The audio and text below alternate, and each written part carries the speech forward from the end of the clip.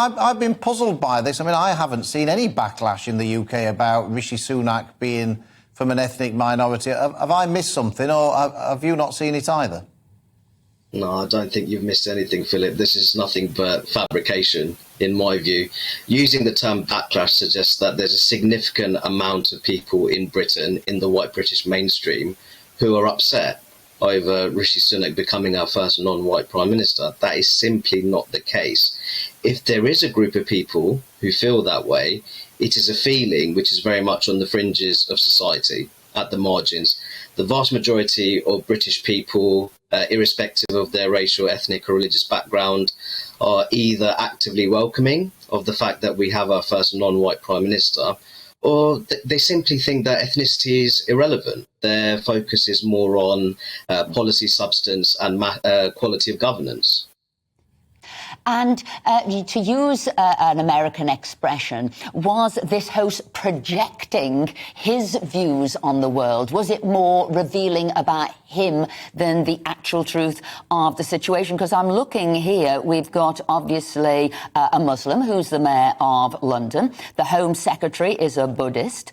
And then we've got the only, as it were, white main Secretary of State, Jeremy Hunt, is married to a Chinese wife. So if anything, Britain has always been sort of multicultural. So is it him projecting his views on a subject he knows very little about?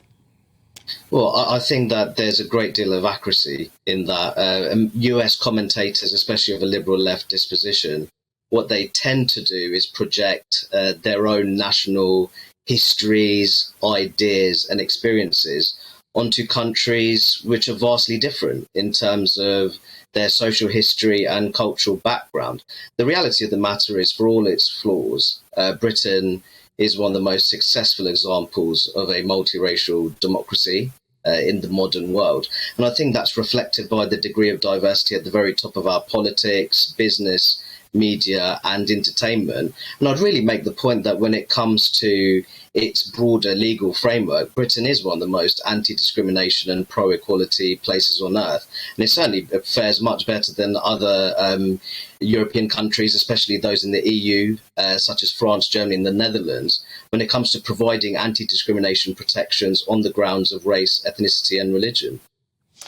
Rakib, I mean, we actually interviewed Delta Poll yesterday, who said that the bounce in the polls for Rishi Sunak was exactly the same as you would expect for any new leader of a political party. So that would show, beyond any doubt, I would have thought, that there hasn't been any kind of backlash. I just wondered what role organisations like Black Lives Matter play in this kind of perception, perhaps, because, of course, they sort of go around trying to see racism everywhere and point out that, you know, everywhere's racist. Do you think that their activities make other people think that, well, maybe Britain is a much more racist country than it actually is? I think that's a possibility. I think when you look at existing polling, there's one poll conducted by Opinion, I believe it was in November 2020, which showed that the majority of Brits felt that Black Lives Matter was responsible for heightening racial tensions, and that included a plurality of ethnic minority Britons. I think the problem with the Black Lives Matter movement is that it views and presents very complex social, economic and cultural dynamics through a reductive prism of race. And that prism of race is problematic because it misses other factors which feed into racial disparities that we see in the UK. Family structure, which part of the country people live in, and the kind of dynamics which exist in their local community, what are the true markers of social status in their local neighbourhood. So you can see that when you're looking at those disparities, there's so many factors which feed into that. And I think that the presentation of Britain being a fundamentally racist country is simply not rooted in reality.